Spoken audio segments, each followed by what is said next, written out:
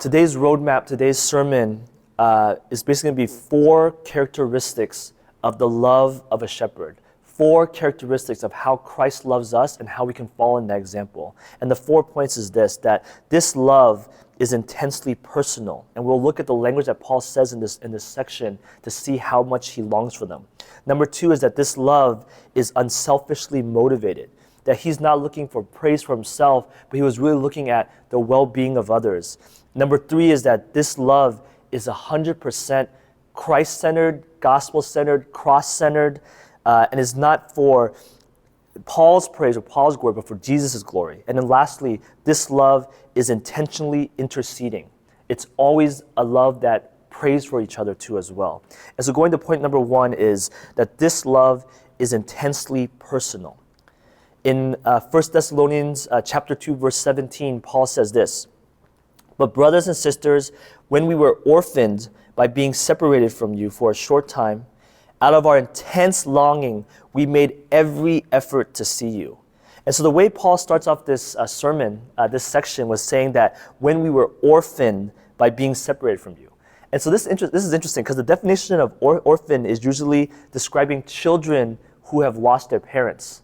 But the way Paul talks about orphan here is about a parent who has lost their child, who has seen their child leave them, right? Paul is using this imagery to describe him losing his children in a way that's been kind of ripped away from him.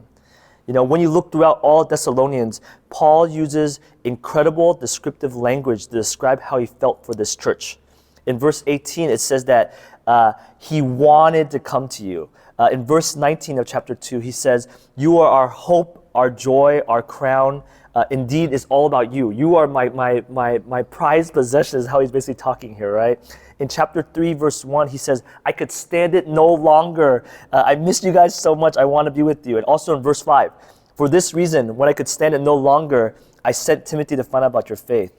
In verse 7, he says, "I long to see you." Verse 8, "Now we really live knowing that you love Jesus, that your faith is still strong." Like Paul is using all these different emotive language to show us that he really cares for them. Like we do not know his relationship with this church in terms of like individuals or how much he knew what they were going through, but just from his emotive language, you can tell that he saw them as family. And I think the simplest illustration of this is just imagining just when parents lose their children to college or see their children move to a different city or different state. And this is how Paul saw this church, that he was in Athens at this time, and he just thought and worried for their well-being, how they're growing spiritually, and he's almost, the word to describe this is lovesick for them. And this is, again, the way Jesus loves us. I was thinking about this intensely personal love that Paul has. Jesus also has this intensely personal love too. In Matthew chapter 14, verse 14, this is the story of Jesus feeding the 5,000. And what it says here is that when Jesus saw the large crowd, he had compassion on them and healed their sick.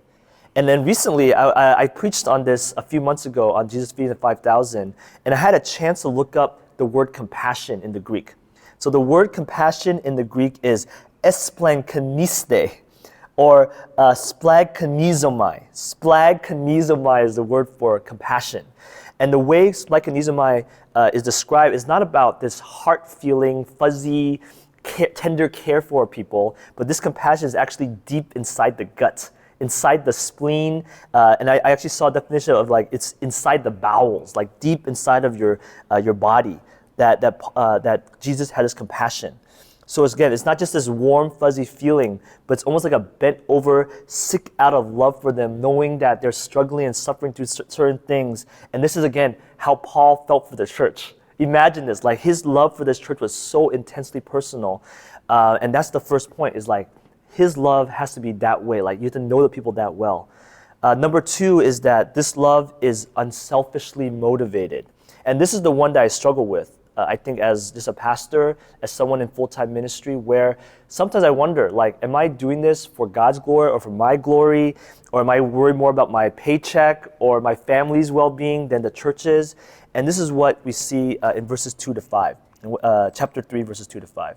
Paul says this, We sent Timothy, who is our brother and co-worker in God's service in spreading the gospel of Christ, to strengthen and encourage you in your faith, so that no one would be unsettled by these trials. For this reason, when I could stand it no longer, I sent to find out about your faith. I was afraid that in some way the tempter had tempted you, and that our labors might have been in vain. If you look through this whole section, Paul never talks about himself. He does not tell them about he doesn't whine or complain. He's not telling them about how they should take care of him or like how they could send money to him, but it's all about what he wants to do for them.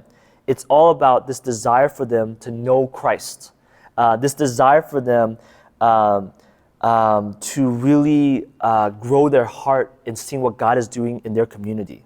And I think sometimes we need to think less of ourselves and learn to really listen and to reach out.